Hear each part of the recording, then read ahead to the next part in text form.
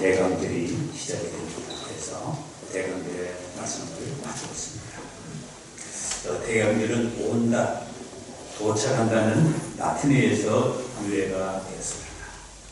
그리스도 오심을 뜻하는 말이 되겠습니다. 예수님의 탄생을 미리 기대하며 준비하는 이 사주일을 지칭하는 말로 사용이 되었습니다. 대강절은 그리스도의 강림을 기다리는 절기입니다. 대강절은 보통 12월 첫주부터 성탄절 이후 24일까지 되는데 원래는 오늘부터 30일부터 시작이 됩니다. 이미 오신 그리스도와 다시 찾아오실 주님을 영접하는데 자신의 신앙 준비를 점검하는 그런 절기라고 할 수 있습니다. 세상의 원력은 1월부터 시작이 되지만 교회력은 대강절 첫째 주일부터 시작이 됩니다. 그래서 교회의 예전 색깔은 자색이 되겠습니다. 이 자색은 왕 대신 예수님을 상징합니다. 대강절은 마치 공항이나 기차역에서 오기로 약속이 되어 있는 사람을 기다리는 것 같이 우리에게 다시 찾아오기로 약속되어 있는 그리스도 오심을 기다리는 일종의 회개하는 절기가 되겠습니다. 예수님을 영접하며 준비하는 시기입니다. 대강절을 지키는 의미는 무엇입니까? 이미 2000년 전에 이 땅의 평화와 구원해 주러 오신 그리스도를 회상하고 기억하는 것입니다. 어둠과 절망의 시절에 유대 땅 베들레헴에 오셔서 치유와 회복과 구원을 이루신 예수님을 회상하는 것이 되겠습니다. 그리고 그 예수님이 오늘 우리의 마음과 삶의 현장에 임재해 주시고 함께해 주실 것을 기다리는 것입니다. 우리는 성탄절을 기다리며 기뻐하지만 아직도 그리스도를 영접하고 있지 않는 불신의 세계와 어둠의 역사 속에 우리 주님이 강림해 주실 것을 기다리는 그런 깊은 의미가 있습니다. 지금 세계는 전쟁으로 많은 사람들이 고통하고 있습니다.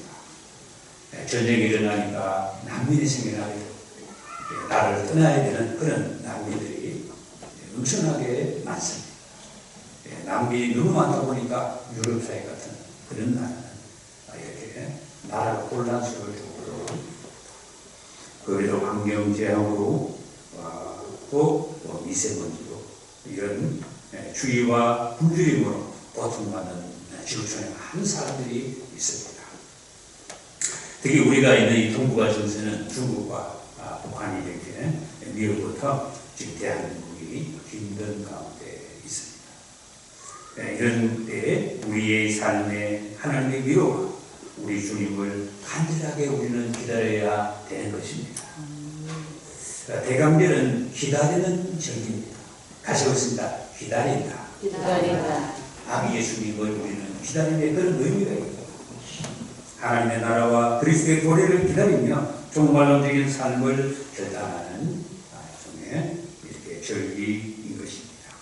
평화가 깨진 곳에 그리스도 오심의 소식을 통해서 평화를 기다립니다. 천사가 마리아에게 무서워하지 말라고 했습니다. 노쇠가 약혼한 마리아에게 천사가 나타나서 평화의 소식을 전했지만 마리아는 놀란 것입니다. 천사는 놀란 마리아에게 무서워하지 말라고 하면서 네가 하나님의 은혜를 입었다고 했습니다. 내가 잉태하여 아들을 낳으리니 그 이름을 예수라 하라고 했습니다. 마리아는 놀라 나는 남자를 알지도 못하고 가까이 하지도 않았는데 어찌 이런 일이 있을 수가 있습니까? 라고 천사가 마리아에게 성령이 너에게 임하여 하나님의 능력이 너를 덮어 내가 네게 잉태하게 될 것이라고 했습니다. 믿지를 못하고 있는 마리아에게 천사가 내 친척인 엘리사벳도 늙어서 임신했다는 것입니다. 하나님의 말씀은 능하지 못하시니 없느니라고 한 것입니다. 그래서야 마리아는 주의 여정이 우리 말씀대로 이루어지기를 바란다고 했습니다. 마리아는 천사가 떠나가자 엘리사벳을 찾아가 보니까 엘리사벳의 복중에 천사가 말한 대로 아기 생명이 뛰노는 엘리사벳은 성령이 충만하여 마리아를 축복했습니다.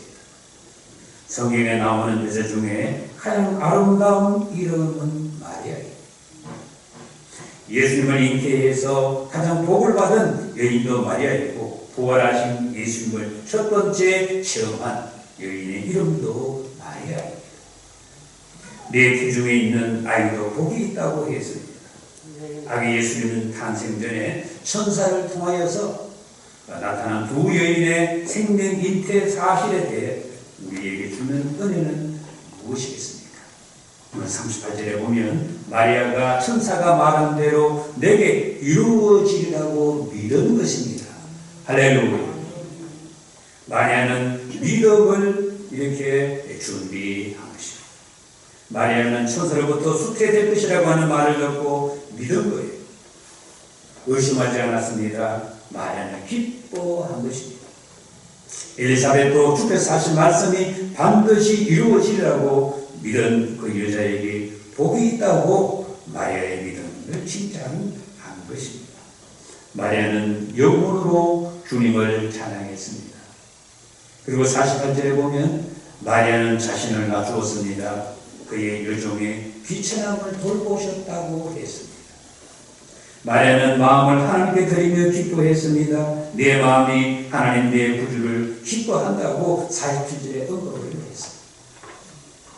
마리아는 아름다운 여인이었습니다. 자신이 잉태될 것을 알고 크게 기뻐한 것입니다. 마리아는 왕족 출신이 아닙니다. 당시에 다른 여인들과 같이 농사를 짓고 양을 치는 평범한 자매였습니다. 까다로운 여인이 아니었습니다. 남편 요셉이 마구간으로 데리고 갔을 때에도 묵묵히 따라갔을 정도로 순종의 여인이었습니다. 다른 여자들 같았으면 어떻게 애를 낳을 여자가 있는데 여간 예약도 하지 않느냐고 남편에게 타박을 했을 뻔도 한데 전혀 그렇지는 않았습니다. 아기 예수를 잉태한 그것 자체만으로 그녀는 기뻐한 것입니다. 대강절을 맞이하면서 마리아에게 배울 것은 그녀가 행한 믿음의 모습이 되겠습니다. 그녀가 나타낸 신앙의 모습인 것입니다. 하나님이 우리에게 큰 은혜를 베푸시는데도 받아들이는 준비와 자세가 되어 있지 않으면 그 은혜는 다 나가가 버리고 마는 것입니다. 아무리 좋은 것을 주어도 좋은 줄을 모르고 은혜인 줄 모르면 기쁨이 없는 것입니다. 인간은 욕심에 눈이 멀어 하나님의 은혜를 모를 때가 있습니다. 받은 축복을 모르고 더 받을 욕심에 매여 살기 때문에 감사가 사라지고 은혜는 저 멀리 있는 것입니다.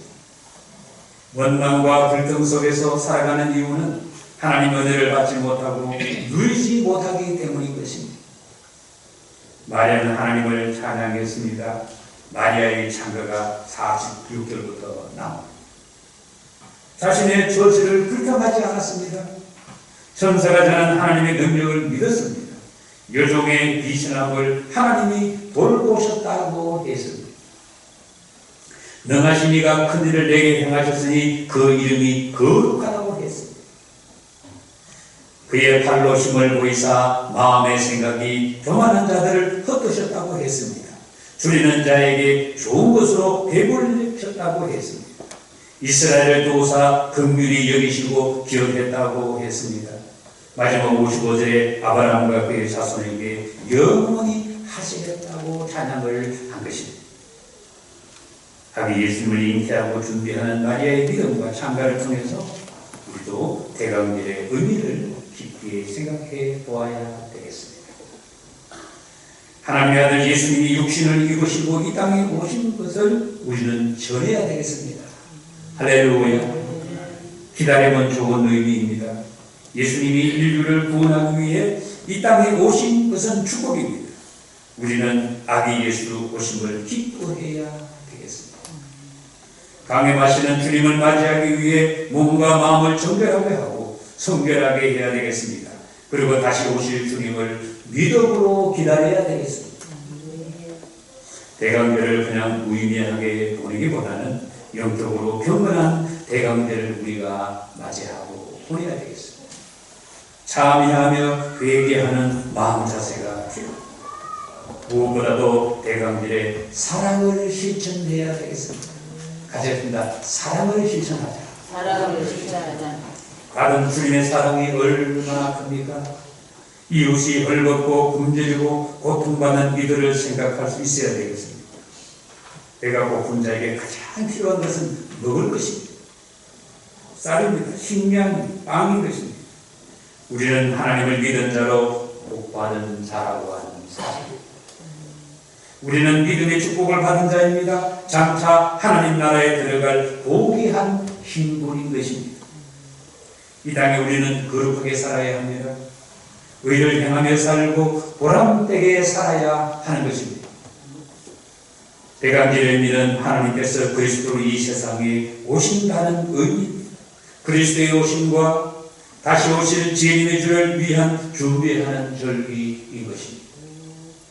우리의 삶은 이 땅이 아닙니다. 우리의 삶은 저 영원한 하나님이 계신 하나님의 나라인 것입니다. 하나님 나라의 주인이신 예수님이 이 땅에 오시는 이유는 천국의 소식을 전하기 위해서인 것입니다.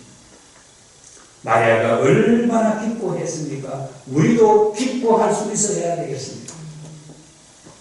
우리 민족의 집단 무의식 속에는 기다림보다 서두름이 지배져 있습니다. 과정보다 결과에 더 집중합니다. 모든 생물들은 기다림에서 성장합니다. 기다림의 과정은 중요합니다. 기다림과 과정을 무시하기 때문에 대형 사고가 터지고 언제나 인자라고 그렇게 하고 있습니다. 배가 뒤집어져서 수백 명이 죽고 유양병에 불이나 수십 명이 죽고 지금도 대형 사고들이 계속해가고 있습니다. 끊임없이 대형 사고가 터지고 있는 이유는 과정을 무시하기 때문인 것입니다. 기독교 강국 미국 이런 나라 목사님 이야기 들어보면 얼마나 꼼꼼한지 모른답니다. 교회를 지는데 막 그렇게 철저하게 준비했는데도 정확하게 재고 정확하게 다시 또 점검하고 공무원이 나와서 확인한다. 아닌 목사님 그 얘기합니다.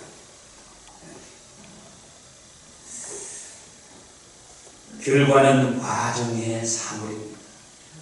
우리는 기다리며 과정을 잘 이렇게 우리가 준비하게 되면 신앙의 아름다운 열매를 맺게 되는 것입니다. 오늘 대강절 시작하는 날에 우리 두 분 목사님이 40일 특별 기도를 시작했습니다. 다른 분들도 40일이 이렇게 기도를 좀 하시기를 바라겠습니다. 저는 우리 교회 저기 이대 목사로 가서 우리 교회 좋은 전통한 제가 많이 모았습니다. 그 중에서 이렇게 한 해 마감을 하는 게 즐기고요. 또 새해를 맞이할 때 우리 많은 분들이 성도들이 이렇게 작정기도 하는 것. 참으로 좋은 정도입니다. 이 좋은 정도는 우리는 계속 살려나가고 개성해야 되는 것입니다. 할렐루야. 하늘교회 바로 21년까지 올라간 적이 있었습니다. 그런데 언제부터인가 우리 성도들 나이가 들어서 그런지 힘이 붙여서 그런지 모르겠습니다만 이 작정기도가 서서히 줄어들고 그야말로 많이 하지 않는 그런 모습이 있습니다. 우리 육신은 지칠지 몰라도 영혼이 지치지 말아야 됩니다. 할렐루야. 같이 할까요? 영혼이 지치지 말자. 영혼이 지치지 말자. 이건 마음은 늘 청토같이 새로워져야 되는 것입니다. 대강절은 과정에 속합니다. 대강절을 어떻게 보느냐에 따라서 성탄절의 열매 축복이 만들어지게 되는 것입니다. 이 땅에 오신 예수님이 이제 다시 오실 재림주를 기다리는 믿음의 자세를 가져야 되는 것입니다. 자신을 돌아보고 참여하며 사랑을 실천해야 되겠습니다. 나 때문에 어두운 곳이 밝아지고 나 때문에 기쁨이 만들어지고 이렇게 되면 성탄의 기쁨은 배가 되는 것입니다. 대강절의 의미는 세 가지입니다. 준비와 회개와 기다림입니다. 한국 사람은 모든 것을 빨리빨리 이렇게 하려고 합니다. 하나님은 기다리는 자에게, 준비하는 자에게, 회개하는 자에게 역사하시고 큰 축복을 내려 주십니다. 교복해지면 응답해지지 않습니다. 하나님은 언제나 준비된 자를 쓰셨습니다. 하나님은 회개하는 자를 쓰셨습니다. 기다리는 자에게 하나님의 음성이 들려지게 되는 것입니다. 우리는 아기 예수님을 기다려야 되겠습니다. 어떻게 기다려야 되겠습니까? 철저하게 배개하며 준비하며 우리는 기다려야 합니다. 아기 예수님 탄생하신 성탄절을 준비하며 기다리는 자에게 성탄의 은혜와 기쁨이 넘치게 되는 것입니다. 오늘은 우리 교회가 다 같이 함께 예배드리는 세대 통합 예배입니다. 혼자 오지 마시고 자녀들 보다 가잖아요. 자녀들 좀 데리고 오시라고. 같이 배우지 마시고 자녀들 데리고 세대 한 달에 한 번 우리 세대 통합 예배는 온 세대가 모여서 하나님 앞에 영광스러운 예배를 드리는 주인 것입니다. 기다리고 준비하는 대강절이죠. 오늘 시작이 됩니다. 마리아에게 하나님의 축복이 임한 것처럼 준비하고 기다리는 우리 동성의 모든 가족들이 되기를 바라겠습니다. 기도하겠습니다. 하나님의 아버지, 우리에게